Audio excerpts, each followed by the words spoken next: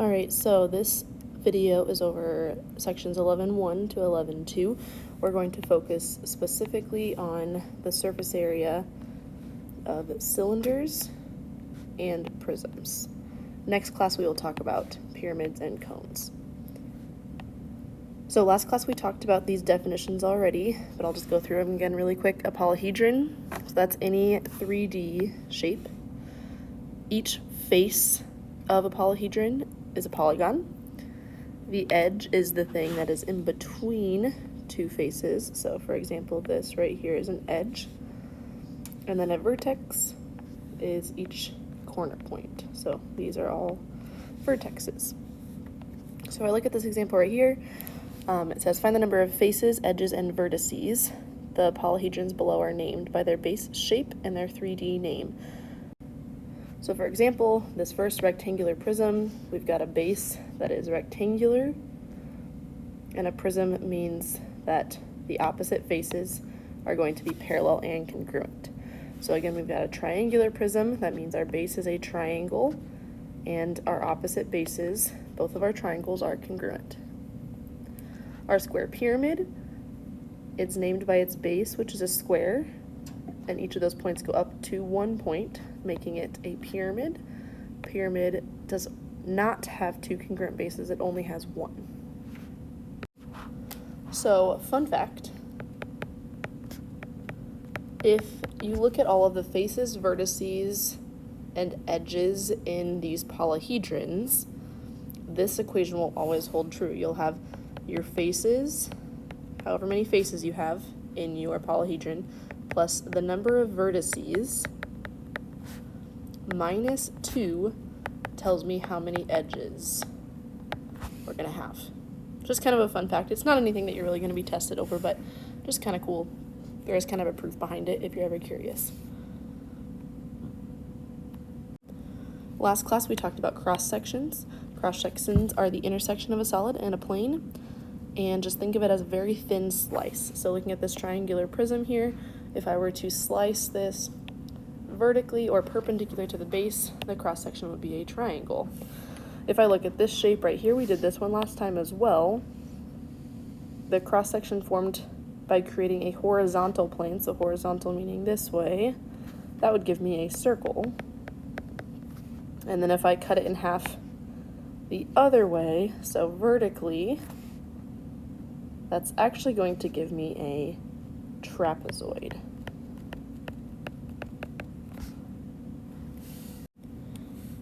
Okay, again, just a quick refresher on these definitions. For prisms and cylinders, you have two bases that are congruent and parallel. And then everything else on the outside are just faces. Down below, I have pyramids and cones, and those come up to 1 point, which means there's only one base. And then this one, the important thing that you're going to use a lot is going to be the slant height versus the height. They're two different things. Okay, let's get into some examples. So, a few definitions. Again, we need to talk about lateral area is the sum of the areas of the lateral faces, so the faces that are not the bases, and then the surface area is all of it together.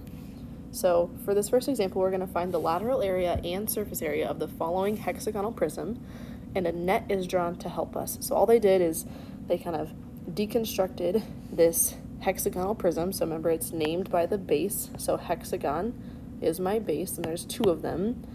And then I see that each of my lateral faces here are going to be rectangles. So let's go ahead and put the labels on here of what each of these side links are going to equal. So I know that this front face base here is 6. I'm going to label that on here, 6 centimeters, which also means that this is 6 centimeters. My distance between the two bases is going to be 12. Oops, and we're in meters actually.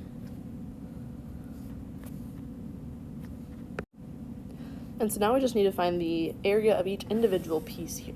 So the rectangles are pretty easy. Rectangles are just base times height. So we're going to take 12 times 6 to give me 72 for every single one of these rectangles.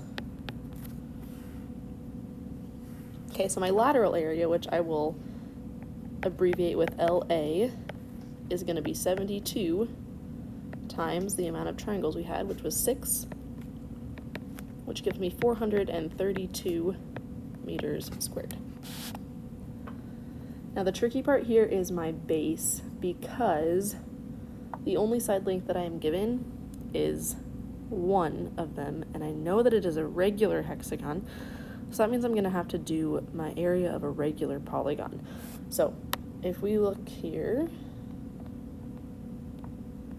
I'm going to draw a mini triangle on the inside. My first step is to take 360 divided by the number of sides, which is 6. So the inside angle there is 60 degrees. So if I create a mini triangle here on the outside, I know that this angle right here would be 30 degrees. So I actually have a special right triangle here. I know this whole thing is 6, so half of that would be 3 meters. And then I know that my long leg is just 3 times the square root of 3. And then my hypotenuse is 2 times my short leg, which is 6. So now if I'm looking at the area of my regular pentagon, so the area of the base,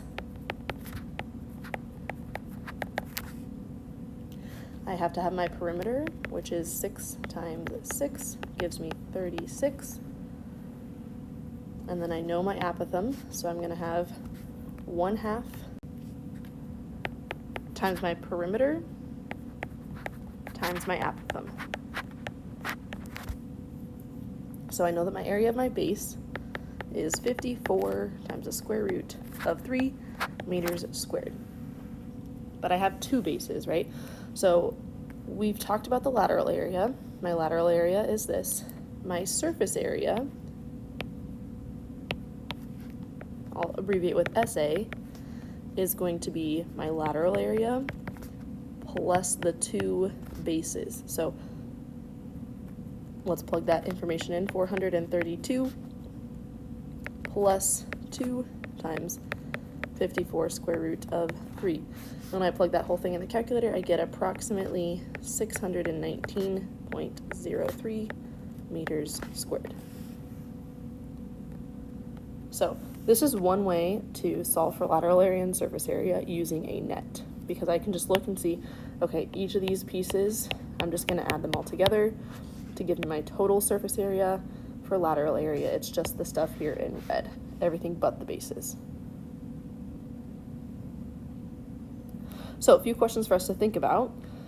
Is there a faster way to find the lateral area instead of adding all of the sides together?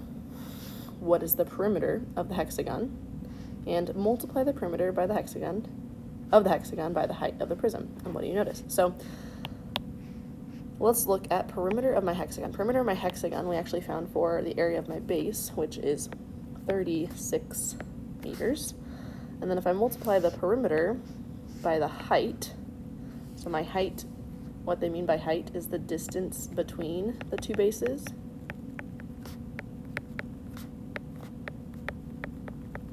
So I take 36 times 12,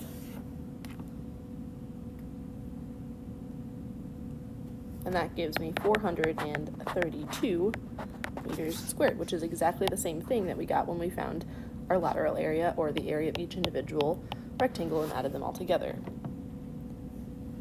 So there is a quicker way to find the lateral area. The quicker way is to take the perimeter of the base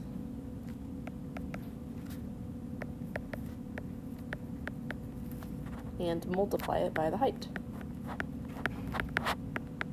But again, it's not one way's right, the other way's wrong. You can do either way, and that's fine.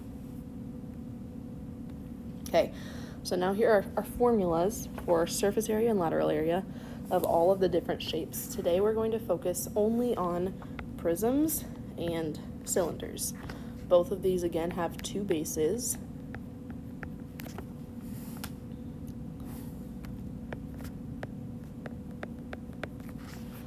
So let's break this down. So lateral area, we just talked about this. Lateral area, we can take the perimeter, which is P, and multiply that with the height of the prism, which is H. And again, height, what they mean by that is the difference, or sorry, the distance between the bases. Okay, and then T stands for our total surface area.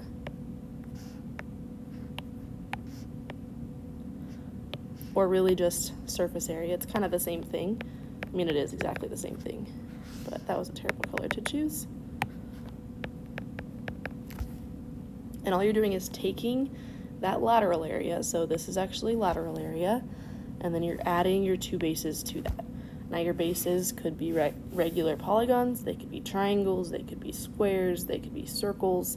Actually, if they're a circle, they're going to be a cylinder, but you get the gist, okay? Now cylinders, if we look at this formula for a cylinder, my lateral area, it still is my perimeter times the height, but perimeter for a cylinder would be circumference, right?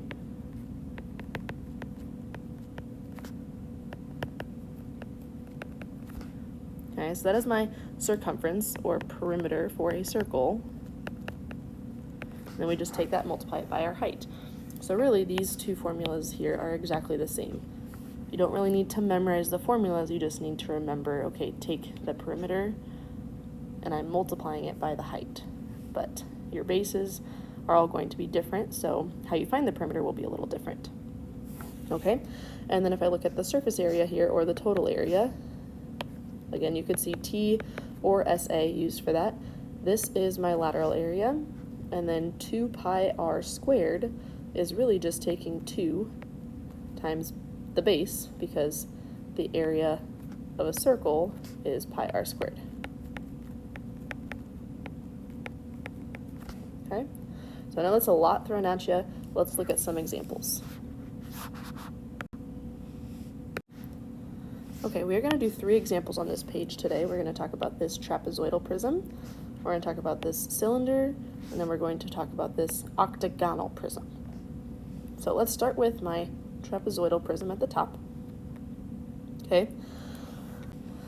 Again, we can do this one of 2 ways. We can either draw out a net, or we can use our formulas from the previous page where we find the perimeter of the base and then multiply that by our heights.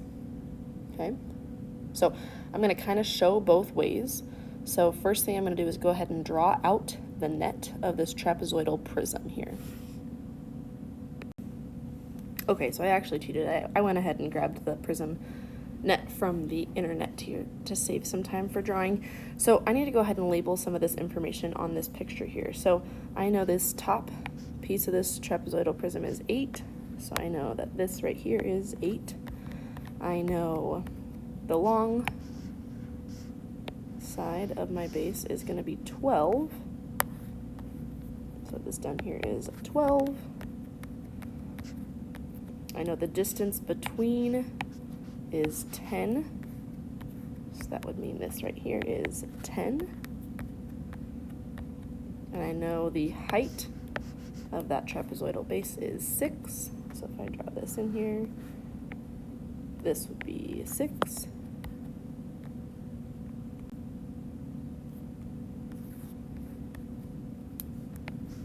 And I know this side is 7, so one of these sides of my trapezoidal prism is 7, which would match up with this piece, which is 7. Now, the tricky part on this one is that the other side is not 7, because if you look at the back side of this trapezoidal prism here, we see 9 centimeters. So that would actually be this other side length here, which is 9.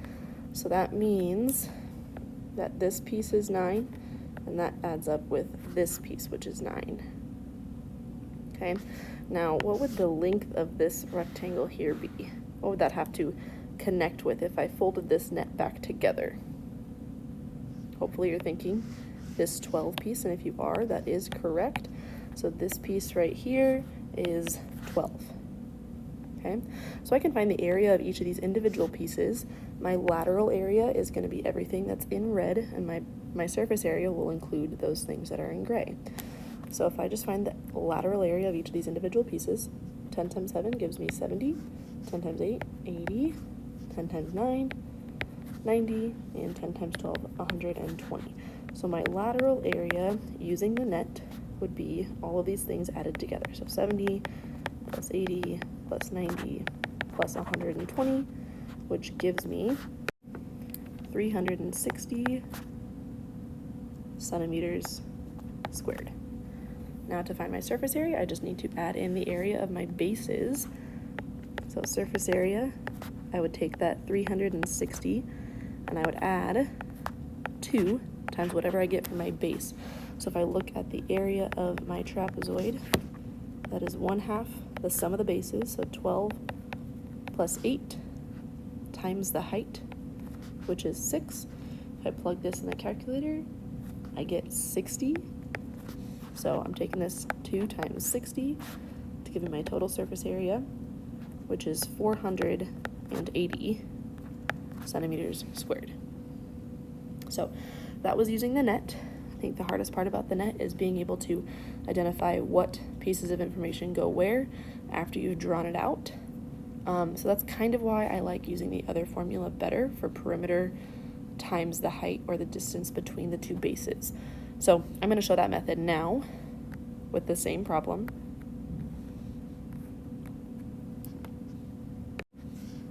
So I know that my trapezoid is my base because I have 2 of them. Okay, so I need to find the area, or the perimeter of my base. So perimeter would equal 7 plus 8. This one's kind of tricky. It looks like it's going to be 10, but it's actually 9. That's the same as this right here. So plus 9, and then this would also be 12. So plus 12. That all gives me 36. And then my height between the two bases, if I were to look at the distance between the two bases, that would be 10 centimeters. So then to find my lateral area, I just take my perimeter of the base times the height, which gives me 360 centimeters squared, which is exactly what we got up here. Okay. And then to find my total area or my surface area, so you'll see either T or SA, I'm going to take that lateral area, which is 360, and I'm going to add 2 bases to that. So we just got to figure out what the area of my base is, which we already did up here. So I'm just going to go ahead and take that information and plug that in. So my area of my base is 60, and I get 480 centimeters squared.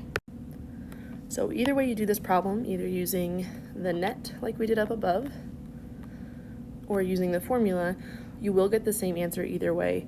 I do need to see some sort of work, whether it's a net with pictures on there and labeled with your areas, or it's something along the lines of the formulas. Okay? All right, next example that we are looking at is my cylinder. Okay, so we can do this one of 2 ways. We can either create a net, or we can use our formulas. So if I sketch out a picture of our net, we'll have a circle on top, and then we're actually going to have this will be a rectangle, and then there will be another circle. So you can find the areas of those. I'm going to go with the formula method though. So my perimeter in this case, since I have a circle, my perimeter is going to be my circumference, right? Perimeter equals circumference, which is 2 pi r. So that would equal 2 pi times 11, which equals 22 pi. Okay, my height is the distance between the two bases, and my bases are my circles because there are 2 of them. So my height between them in this case is also 10. So my lateral area would just be 22 pi times 10, which equals 220 pi, or approximately 691.15 meters squared. Okay, then to find my surface area, all I have to do is take that answer from above and then add 2 bases with that. So my lateral area plus 2 bases, and my base is a circle, so the area of a circle is pi r squared, which is pi times 11 squared, which is 121 pi. So if I plug this into my formula, I have 220 pi plus 121 pi, times 2, right, because there's 2 of them. So that equals a total of 462 pi, or approximately 1,451.42 meters squared. Okay, always give me an exact answer if it's in terms of pi before you give me the approximate answer. Don't be using this approximate answer in here for your surface area, because then your answer is going to be off by a bit more because you rounded earlier. So always round at the end, okay? And then our last example that we're going to talk about is our regular octagon. So my 2 bases here are going to be each octagonal face. So I've got this octagon, and then I've got the octagon in the back, okay? So those are my 2 bases. I need to find my lateral area first. So to find lateral area, we need to find my perimeter. My perimeter is 5 times the number of sides, which is 8. So 5 times 8 gives me 40 centimeters. And my height is the distance between the 2 bases. In this case is 22. So if I take my 40 times by 22, I will get 880 centimeters squared for that lateral area.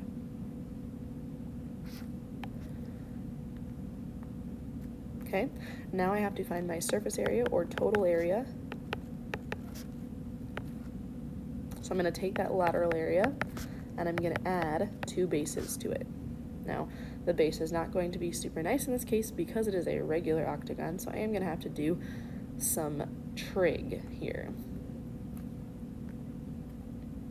Okay, so if I were to go ahead and draw myself a little triangle here, the first thing you're going to do is take that 360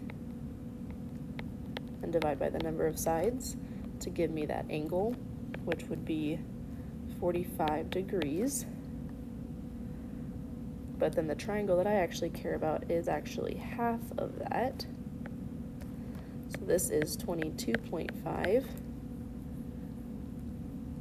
If this entire base is 5, that means this side length here is 2.5. And I need to figure out what my height is. So if I want to figure out my height, I'm going to have to use some trig. So from this angle, I know the opposite side length, and I need to find the adjacent side length. So opposite and adjacent means I'm going to use tangent. So the tangent of 22.5 equals 2.5 divided by a. So solving for a, we're going to cross multiply. So I have a times the tangent of 22.5 equals 2.5. And then we're going to divide by the tangent of 22.5.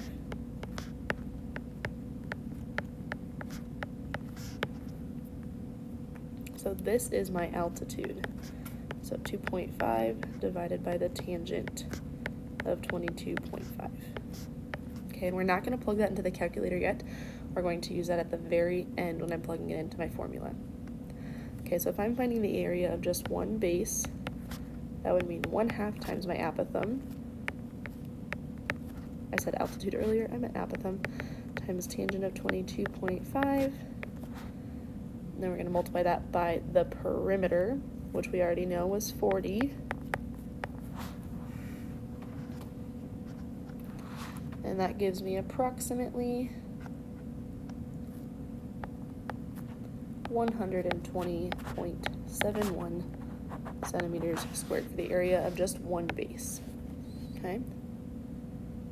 So now I can go ahead and plug this information into my total area formula. My lateral area, which was 880, and I'm going to add 2 times this whole thing right here. So really, if you think about it, you're just really going to get rid of that 1/2. So again, try not to round until the end. Your answer will be more accurate that way. So these 2's would actually cancel out. And then when I plug this whole thing in the calculator, and we will get 1,000 approximately and 59.26 centimeters squared. I actually believe I made a slight error when I was multiplying these things together here. Above, we should have ended up with 89.63 approximately.